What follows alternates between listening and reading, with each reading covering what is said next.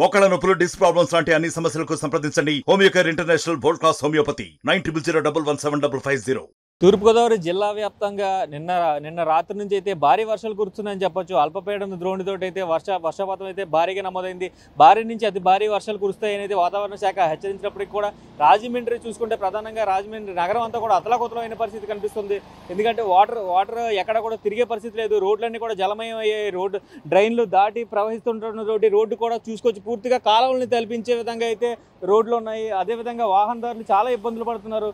బైకులు తీసుకెళ్ళడానికి కానీ, స్కూటీస్ కానీ ప్రతిదీ కూడా మార్గ మధ్యలో ఆగిపోతున్నాయి. వాటర్ వెళ్ళిపోయి ఆగిపోయిన పరిస్థితులు కూడా కనిపిస్తూ ఉన్నాయి. అదేవిధంగా నడిచి వెళ్ళే వాళ్ళు కూడా చాలా తీవ్ర ఇబ్బందులు పడుతున్నారు. ఎందుకంటే సుమారుగా మోకాళ్ళ లోతు నీళ్ళు అయితే ప్రతి చోట కూడా వచ్చున్నాయి. అదేవిధంగా చూసుకుంటే రాజమహేంద్రవరం బస్ స్టాండ్ అవనివ్వచ్చు, రైల్వే స్టేషన్ అవనివ్వచ్చు, అలాగే ఇప్పుడు విఎల్పురంలో విజువల్స్ మనం చూస్తున్నాం. విఎల్పురం నుంచి ఉండే రహదారి మొత్తం అంతా కూడా, ప్రధాన రహదారి మొత్తం అంతా కూడా పూర్తిగా జలమయమైందని చెప్పుకోవాలి.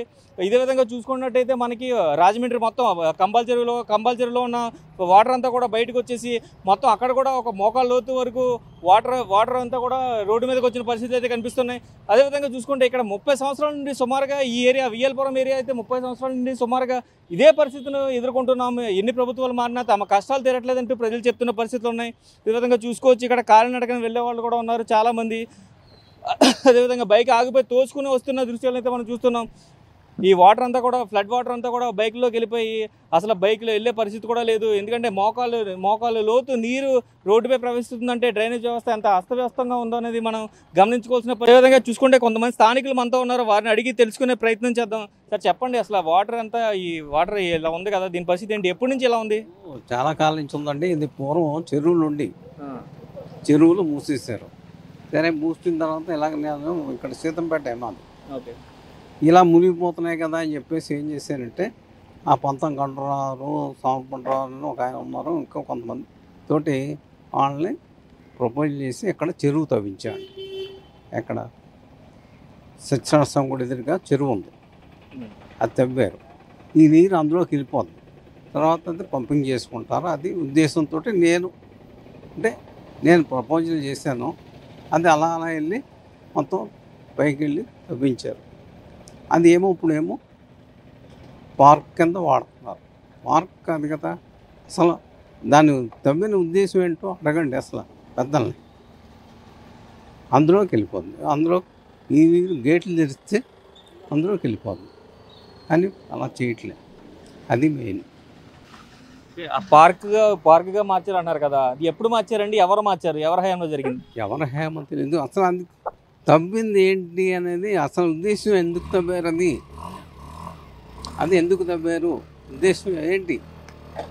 ఈ నీరు వెళ్ళిపోవటానికి తవ్వారు అప్పట్లో. ఇప్పుడు అది పార్క్ కింద చేసుకున్నారు. పూర్వం కంబాల చెరువులో కూడా నీరు వెళ్ళిపోయేదండి. దాన్ని ఏం చేయాలంటే ఇప్పుడు మూసేశారు. బస్ స్టాండ్ ఎదురుగా అంతా నీరు నిలబడిపోతుంది. పూర్వం చెరువుల్లోకి వెళ్ళి ఇదంతా వర్షం నీరు అందులో ఉండిపోయేది. ఇల్లు కట్టేశారు. అదే దాన్ని తగ్గట్టుగా చేయాలి కదా గవర్నమెంట్.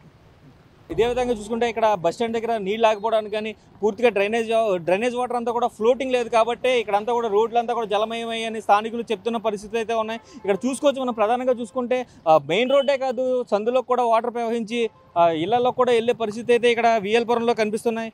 అదేవిధంగా చూసుకుంటే నడిచి వెళ్ళే వాళ్ళకి కూడా చాలా ఇబ్బంది ఉంది. ఎక్కడ మ్యాన్ హోల్ ఉంది ఏంటి అనేది కూడా తెలియని పరిస్థితి ఉంది. చాలామంది ఇక్కడ నడుచుకుంటూ కూడా వచ్చేవారు కూడా ఉన్నారు. ఎందుకంటే ఇక్కడ హాస్పిటల్కి ఏరియా ఉంది, ఇక్కడ స్వతంత్ర హాస్పిటల్ ఉంది. ఆ హాస్పిటల్కి వెళ్ళేవాళ్ళు వచ్చేవాళ్ళు కూడా ప్రధానంగా ఈ రహదారిని ఉపయోగిస్తూ ఉంటారు. పూర్తిగా చెరువులు తలపించే విధంగా లేదా కాలువలు తలపించే విధంగా అయితే రహదారులు అయితే పూర్తిగా మారిపోయిన పరిస్థితి ఇక్కడ కనిపిస్తున్నాయి. ఆటోల్లో ప్రయాణించే ప్రయాణికులు కూడా చాలా ఇబ్బందులు ఉన్నాయి, తీవ్ర ఇబ్బందులు ఎదుర్కొంటున్నారు. ఆటో కూడా సగం వరకు మునిగిపోయే పరిస్థితులు ఇక్కడ కనిపిస్తున్నాయి. అదే బైక్లు అయితే పూర్తిగా సైలెన్సర్లు మునిగిపోయి, ఆ వాటర్ ఫ్లో వల్ల సైలెన్సర్లు మునిగిపోయి బండ్లు స్టార్ట్ అవ్వని పరిస్థితి అయితే ఇక్కడ ఉన్నాయి. అదేవిధంగా చూసుకుంటే డ్రైన్ వాటర్తో పూర్తిగా మునిగిపోయి తమ బళ్ళండి పాడైపోతున్నాయంటూ కూడా స్థానికులు చెప్తున్న పరిస్థితి ఉంది. ఇక్కడ ఒక చోటే కాదు, రాజమండ్రి వ్యాప్తంగా చూసుకుంటే రైల్వే స్టేషన్, బస్ స్టాండ్, ప్రధాన కూడళ్ళన్నీ కూడా నీటితో మునిగిపోయి కాలువల్ని, చెరువుల్ని తెలిపించే విధంగా ఉన్నాయి. ఈ డ్రైనేజ్ వ్యవస్థ అంతా కూడా పూర్తిగా బాగు చేయాలంటూ కూడా ప్రజలందరూ కోరుకుంటున్నారు. ఇది ఇక్కడ పరిస్థితి. కెమెరామెన్ విజయ్తో శంకర్, RTV, తూర్పుగోదావరి జిల్లా, రాజమండ్రి నుంచి. మరిన్ని వీడియోస్ కోసం ఛానల్ సబ్స్క్రైబ్ చేయండి. లేటెస్ట్ అప్డేట్స్ కోసం వాట్సాప్ ఛానల్ ఫాలో చేయండి. అండ్ లింక్ డిస్క్రిప్షన్ లో ఉంది.